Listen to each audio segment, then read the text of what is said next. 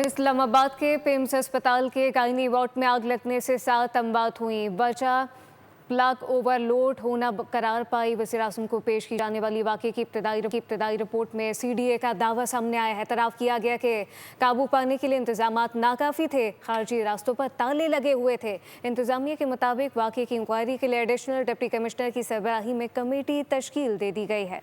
हादसा सानेहा कैसे बना, लापरवाही कहाँ हुई, गफलत का मुर्तकब कौन था? पिम्स नर्सरी आतिशत की रिपोर्ट वज़ीर-ए-आज़म को पेश। लर्ज़ाखेज़ नन्ही अमवात का सबब शॉर्ट सर्किट या प्लग का ओवरलोड होना था। शोले AC कंप्रेसर फटने से नहीं भड़के। वज़ीर-ए-आज़म को पेश की जाने वाली रिपोर्ट में अमवात की तादाद भी 7 बताई गई है। रिपोर्ट में एतराफ़ किया गया है इमरजेंसी एग्जिट और फरार के रास्ते बाहर से मुस्तकिल तौर पर बंद थे। कंट्रोल करने के मुनासिब इंतजामात भी नहीं हैं।